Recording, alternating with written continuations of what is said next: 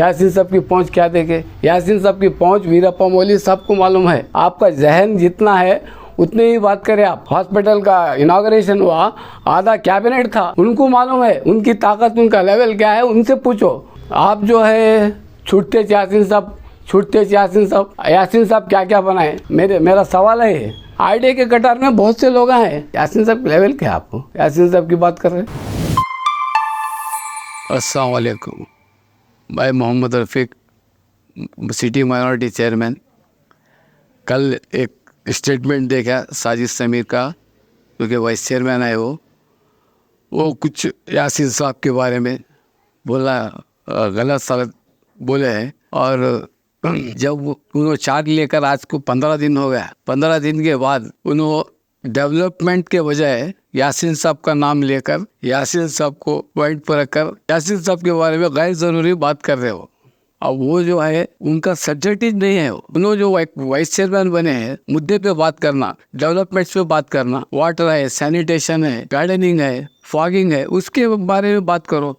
ये यासीन साहब के बारे में क्या बात करते? हाँ, और ये बोल रहे हैं यासीन साहब की पहुंच बोल रहे हैं। यासीन साहब की पहुंच क्या देखे, यासीन साहब की पहुंच वीरप्पा मोइली सबको मालूम है, एस.एम. कृष्णा साहब को मालूम थी, और हमारे धर्म सिंह साहब चीफ मिनिस्टर थे, उनको मालूम है। सेंट्रल लीडर्स रहमान खान साहब को मालूम है, और तारिक अनवर साहब को मालूम है, प्रताप गढ़ी साहब को मालूम। उनके लेवल के लीडर्स है, हाई लेवल लीडर्स है, वो उनको मालूम है। ये लो लेवल वाले को आपको क्या मालूम? आपका जहन जितना है उतनी ही बात करें आप। देखिए मुद्दा क्या है, मुद्दे पर बात करना।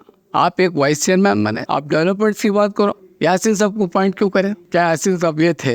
यासीन साहब MSc MA डबल ग्रेजुएट, दो बार वो MLA रह चुके, एक बार स्टेट चेयरमैन रह चुके, AICC मेंबर थे, वो काउंसिल मेंबर थे, हाई पावर कमेटी के मेंबर थे। वो जब पहली बार जब जीत कर जो अपेक का हॉस्पिटल का इनॉग्रेशन हुआ, आधा कैबिनेट था। पृथ्वीराज सिंह चौहान साहब जो कि चीफ मिनिस्टर थे, सोनिया गांधी मैडम के साथ आकर ओपनिंग करे। हमारे S.M. कृष्णा साहब थे वहाँ पे। पावर ग्रिड के टाइम पर हमारे सुशील कुमार शिंदे साहब को लाए थे, पहुँच नहीं रहे तो आते सब।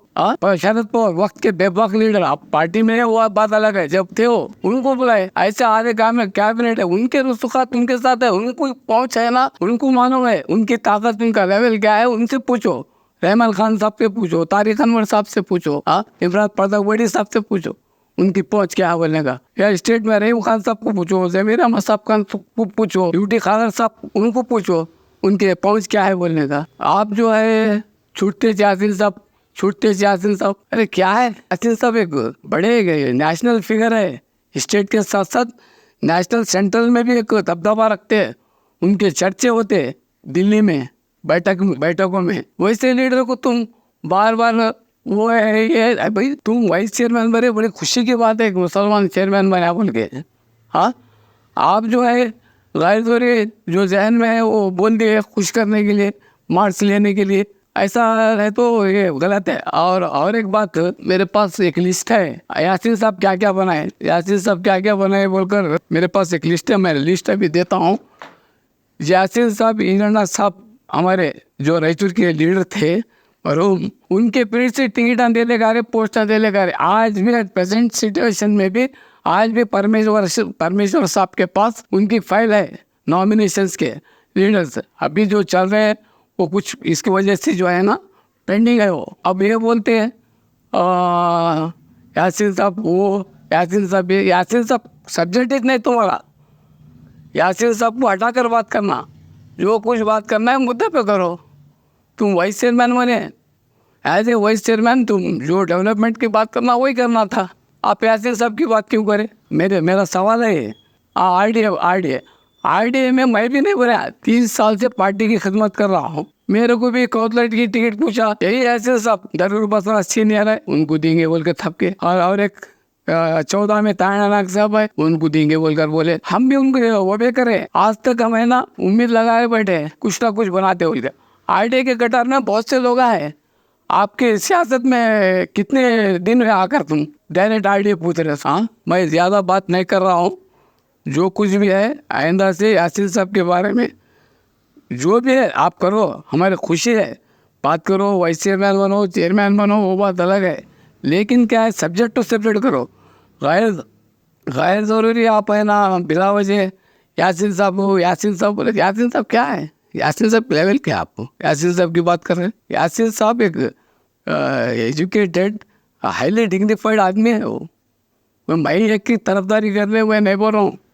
मैं चाहे बाहर जाकर पूछो, स्टेट में पूछो, दिल्ली में पूछो, 10 जनपद हम जो है ना 20 साल पहले देखे मोइनी साहब की पीरियड में और हमारे एस एम कृष्णा साहब की पीरियड में 10 जनपद। आप देख रहे हैं, अब देख रहे हैं आप 10 जनपद। यासीन साहब को बोल रहे बहुत दिल्ली तक उनकी नहीं, मैं समझता हूँ यहाँ तक है बोलते। यासीन साहब की पहुँच क्या है मैं बता चुका हूँ, बार बार नहीं बोलना चाह रहा हूँ।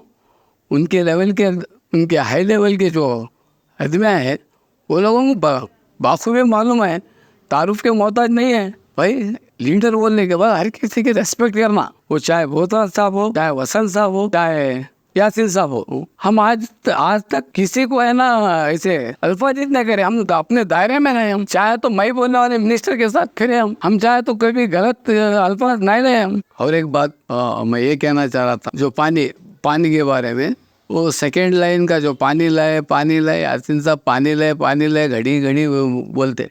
ये पानी लाए बोल को घड़ी घड़ी बोलने का वो दूसरे प्रचार नहीं करे बोल को। उन्होंने इतना बड़ा प्रोजेक्ट है, हज़ारों करोड़ों रुपए का प्रोजेक्ट लाए वो आज पानी है बोल को। तो रायचूर में जो है ना मुश्किलें ज़्यादा नहीं है, फिर भी ऑप्शन में वो पानी को है ना कनेक्शन दे के हर मोहल्ले को पिला रहे।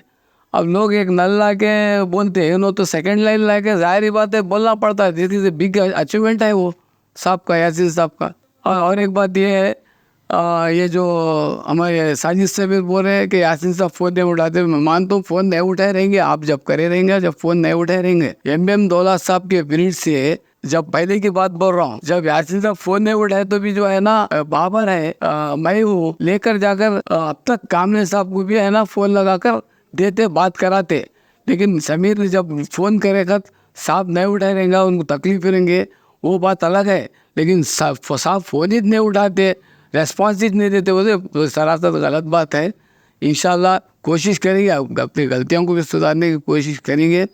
लेकिन जो कुछ भी है, जो भी नॉमिनेशंस आने वाले दिनों में हो रहे हैं, जो परमेश्वर साहब के पास रखे हुए हैं फाइल, इंशाल्लाह वो जितने भी नॉमिनेशन से होंगे।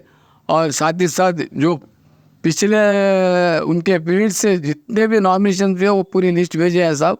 वो लिस्ट फ़िलहाल एक लिस्ट है, मैं 2-4 नाम बोल सकता हूँ किस किस को बनाए, क्या बनाए बोल के।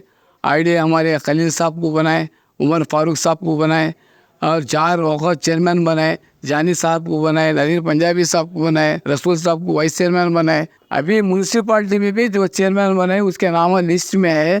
और हमारे अकबल मार्केट अकबल MIC अकबल साहब को मेंबर बनाए APMC का। और हमारे और लक्ष्मी रेड्डी साहब को ब्लॉक प्रेसिडेंट, बसरा जिला ब्लॉक प्रेसिडेंट बनाए। और लक्ष्मी रेड्डी साहब को भी APMC का मेंबर बनाए थे। और बहुत से लोगों को ऐसे बहुत से लोग हैं, लैंड आर्मी बनाए, लिंगरेड्डी साहब को लैंड आर्मी का बनाए थे। KDP मेंबर बनाए कृष्णामूर्ति साहब को, अकबर वडवटी को बनाए।